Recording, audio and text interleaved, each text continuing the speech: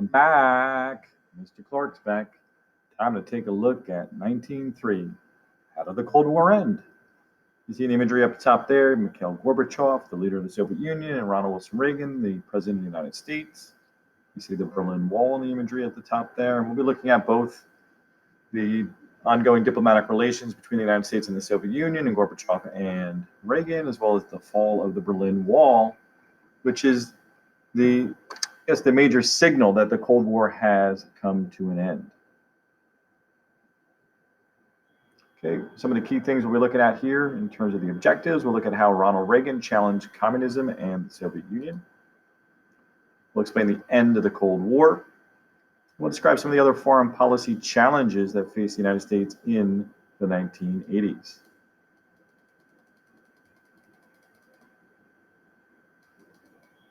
Look at that quote from Reagan: "We maintain that peace through strength. Weakness only invites aggression."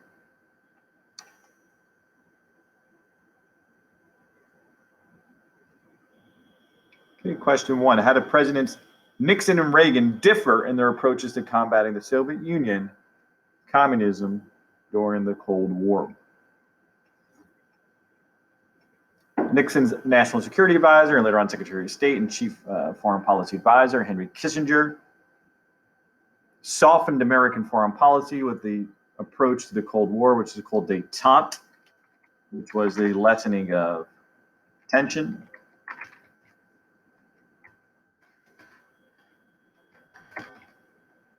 President Ronald Reagan, he believed in peace through strength. The stronger the United States was, the more likely the Soviet Union would back down.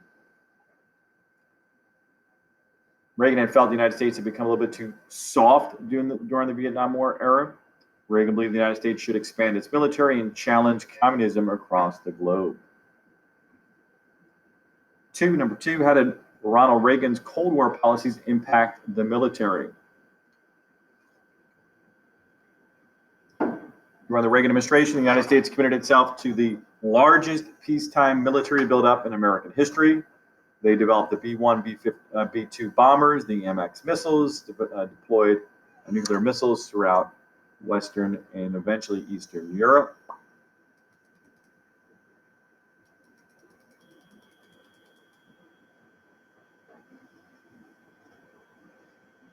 Perhaps one of the most controversial ideas, not only in the Reagan presidency, but in the history of all presidencies, was the Strategic Defense Initiative, or SDI for short. This was nicknamed Star Wars after the popular motion picture during this period of time in history. It was intended to protect the United States from a potential nuclear strike from the Soviet Union or any other country by using magical lasers to shoot down missiles in outer space. There's a couple diagrams of it here for you, as well as an imagery there referring to it as Star Wars here in the center. And Reagan on the cover of Time magazine with the Star Wars Defense Initiative kind of in the background of the Time magazine cover. So the way it would work is the nuclear missiles would be effectively launched from the Soviet Union, either from submarine or land base as they're flying in the sky. The United States would deploy lasers in outer space, and they could even reflect off the mirrors, hit different images, and eventually targeting the missiles as they're coming through, actually leaving the Earth's atmosphere. They leave temporarily, and they come back down on their target, and that's where they would hit them. And you can see the other imagery on the right-hand side there, so you can see the basic premise behind it. And they spent billions of dollars working on this program, but did not necessarily come up with an effective means of deployment. Question 4. How might a United States military buildup and increased defense spending impact the Soviet Union? Well, obviously, it's part of the Cold War was the ongoing arms race. The Soviet Union might feel pressure to match the United States in a new arms race into outer space. President Reagan had kind of this idea of the peace through strength plan, believing that the Soviet economy, and perhaps even if its government itself, could potentially collapse inwardly if the United States put enough pressure on the Soviet Union through the Star Wars program.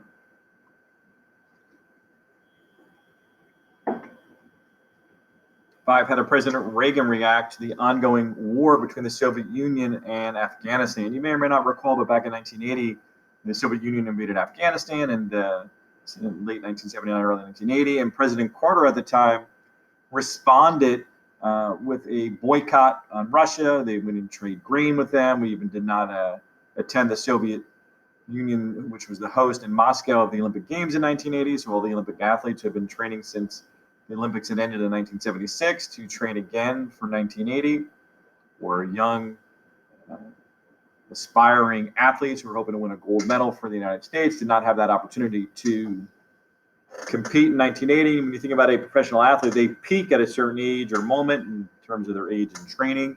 And many of these athletes never got another chance or a second chance because by 1984, they were really too old, injured, not at their peak. And as a result, they ruined the hopes and dreams of many American Olympic athletes. So that was President Carter's reaction. In the case of President Reagan,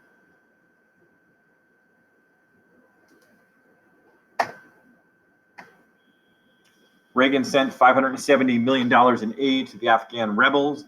The rebels pictured on the left side there. The Afghan rebels included a group known as the Mujahideen, who were fighting against the Soviet Union. The United States aid helped them to hold off the Soviet Union until they finally agreed to withdraw in 1988. Osama bin Laden was one of the Mujahideen fighters. And so we indirectly were giving money to Osama bin Laden back during the 1980s during the Reagan administration. Little do we know, some 13 years later, we would be dealing with a situation where bin Laden was behind the attack on 9/11. 6, how did Ronald Reagan deal with the communist threats in Central and South America? Well, one could argue that they might even be a bigger threat to the United States, because obviously Central and South America are much closer than, let's say, a spot like in Afghanistan. So Reagan put financial and military support behind several anti-communist movements to help them to overthrow communist governments in their countries. This included supporting anti-communist movements in Nicaragua, El Salvador, and Cuba.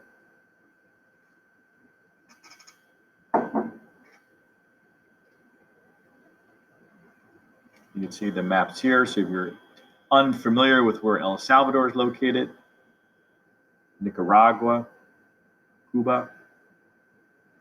So obviously these are areas that are not all that far from the southern points of the United States, and therefore we're very concerned. We looked at a domino theory in Southeast Asia previously, and of course the idea in Central America is, say, Guatemala fell to communism, or Panama, whichever it might be. And then one country after the other, neighbor and bordering countries, could also be swept under a communist revolution as well.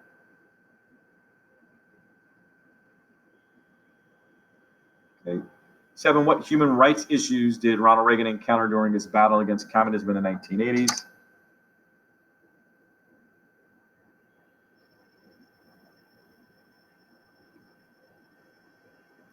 Some of the governments Reagan supported did not treat their people very well, even if they were anti-communist.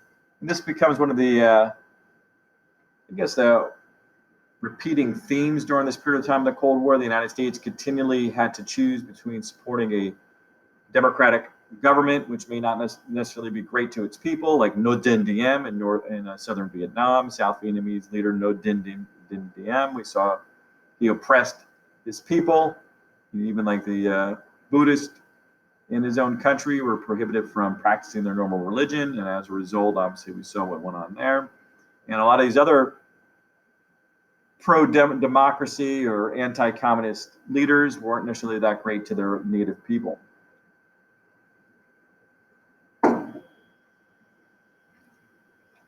Government in El Salvador in particular, they had a rotten legal system, according to the United States ambassador, but since they were anti-communist, well, that trumped the human rights of the people living in that country. 8, how did Reagan react to the spread of communism into Nicaragua? Located here. He cut off aid to Nicaragua and warned the Sandinistas to stop aiding the Salvadorian rebels. Through covert means, Reagan's administration began backing the Nicaraguan rebel group called the Contras, who were nicknamed the Freedom Fighters. The CIA secretly were training the Contras to attack the Sandinistas. And the United States was getting involved in a domestic dispute in a foreign country. So we're kind of poking our nose into Central America. How did Congress address the situation in Nicaragua in 1983? Congress originally agreed to fund just the CIA training of the Contras, but in 1984, Americans learned the CIA agents had planted mines in Nicaraguan harbors to disrupt the economy and weaken their government. This was clearly an act of war, and outraged Congress cut off the aid to the Contras. So we're kind of getting into some slippery slopes here in terms of getting involved. When is too much, when is just enough, kind of towing a very thin line there.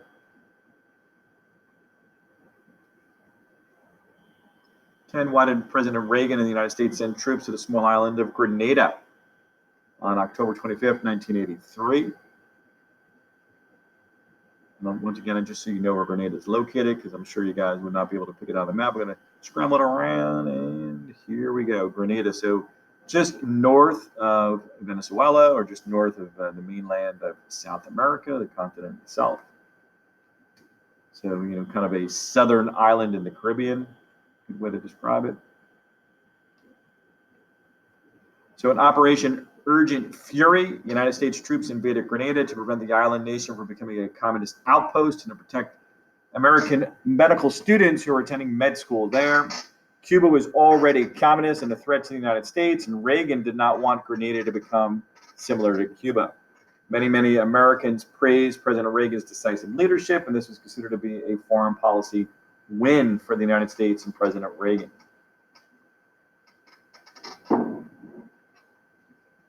How did the policy of glasnost change the Soviet Union? And we'll be looking at a couple different policies of the Soviet Union and Mikhail Gorbachev during this period of time, glasnost being one. Soviet President Mikhail Gorbachev began a new policy of freedoms, kind of opening up Soviet society.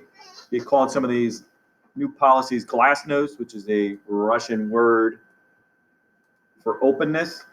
Under glasnost, the media had more freedom to report events, issues, problems within Russia. How did the Soviet President Mikhail Gorbachev's perestroika program impact the Soviet Union?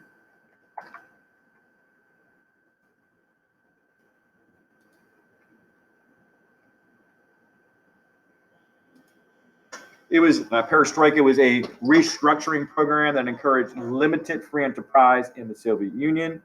Soviet businesses, which had been previously under the control of the government, were now given additional freedoms within society. And it was a major step forward and away from traditional communist economic policies for the country. What was Reagan's central idea in his speech that he gave to students at Moscow State University in 1988?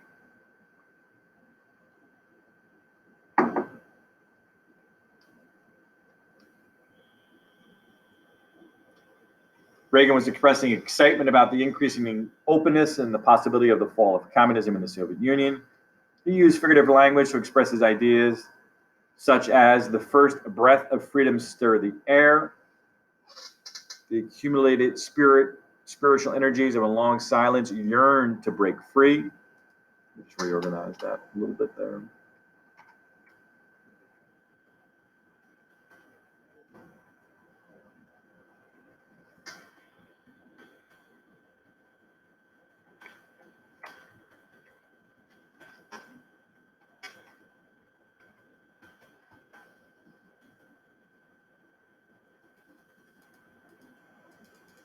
Okay, question 14, analyze the photographs of Reagan and Gorbachev. What do these photographs mean to both Americans and Russians?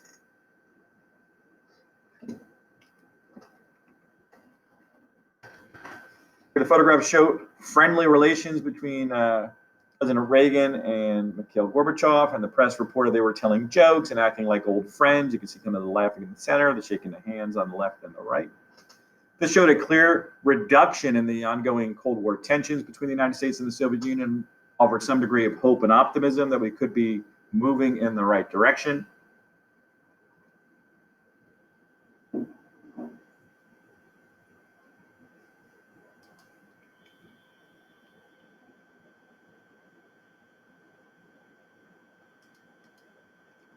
Okay, looking at the Time magazine, the summit, let's talk, Reagan, Gorbachev, explain the meaning of the quote from Time magazine during this period of time of the 1980s.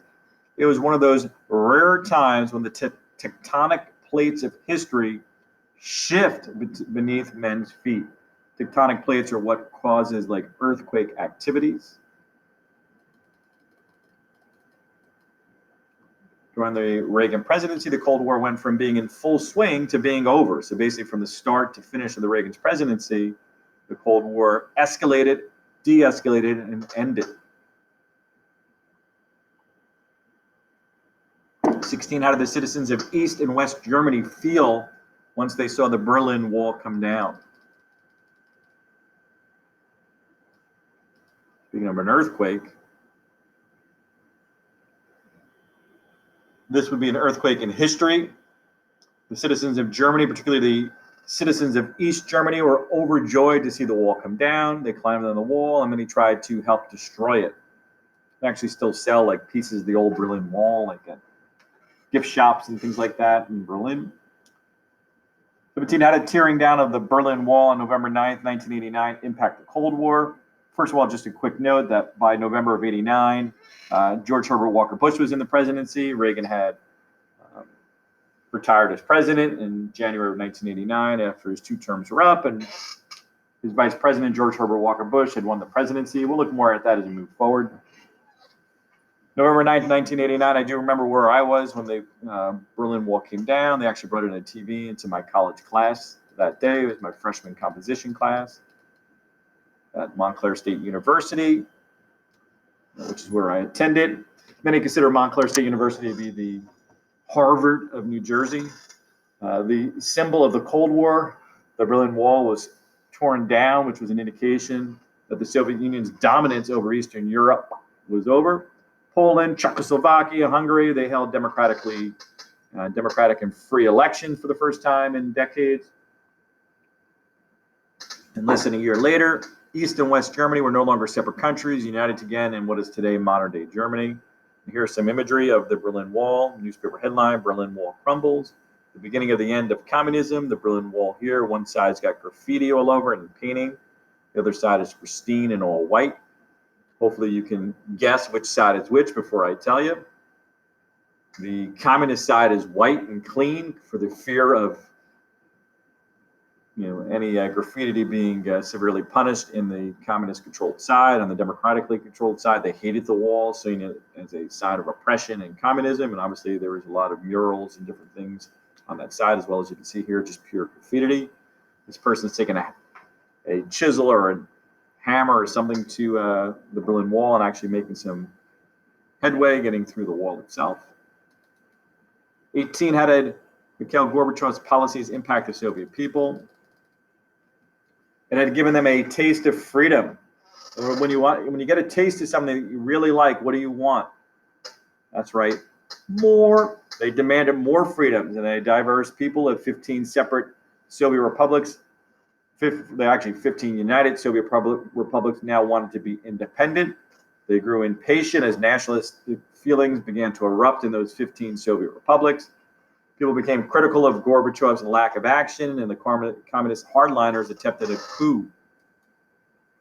What happened in August 1991? Conservative government leaders disagreed with Gorbachev. They arrested him. Thousands of protesters attempted to rally behind the liberal president of Russia, Boris Yeltsin. The coup attempt failed, but the disruptive actions brought the Soviet Union even closer to all-out collapse.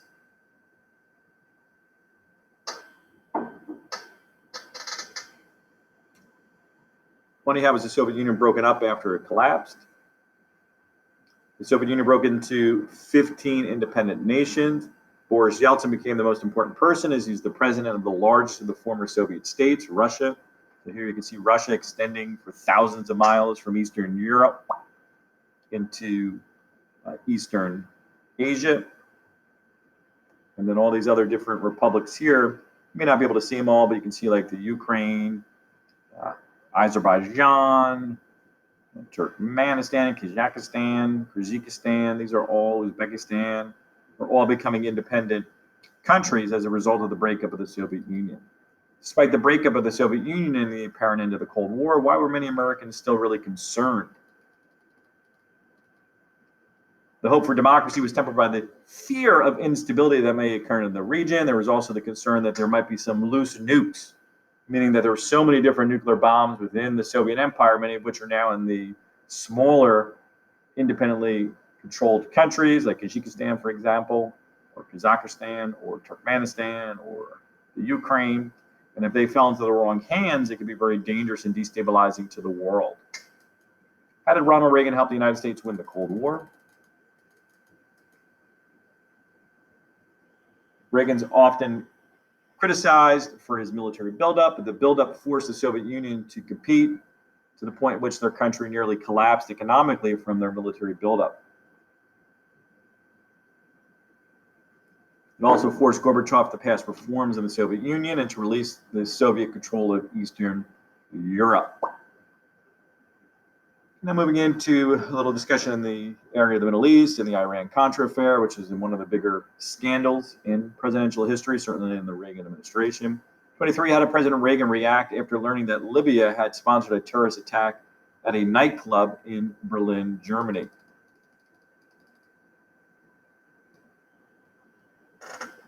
He launched an airstrike on Libya in April 1986, killing 37 Libyans. The United States had an adversarial relationship with what they nicknamed the Mad Dog of the Middle East, the Mad Dog being the Libyan leader, Muammar al-Gaddafi, pictured below on the magazine cover in uniform and in another interesting attire there. You can see Muammar Gaddafi, pictured here, the most dangerous man in the world. It's spelled differently here, but it's the same person. 24, why did President Reagan send 800 American Marines to Lebanon in 1982 as part of a coalition force to try and bring peace to the Civil War-torn region? Unfortunately, we'll see here, this peacekeeping force the United States had sent in with 800 American Marines. They were attacked on October 23, 1983 at their military Marine base in Beirut, Lebanon. The terrorist attack at the base, which was a truck that was driven into the base filled with explosives, when detonated, it killed 241 American Marines as the truck bomb detonated. You can see the aftermath here in the Time magazine cover. 26, did the Reagan administration accept the decision of Congress to cut off all aid to the Contras? In one word, no. Instead, Americans learned later on the United States had been secretly selling arms, no legs, arms to Iran. This is despite the fact the United States had broken off all diplomatic relations with Iran.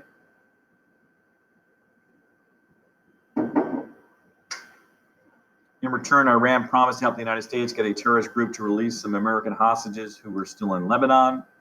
The profit from the arms sales were secretly then sent or filtered into the Contras, who were fighting against communism in Central America.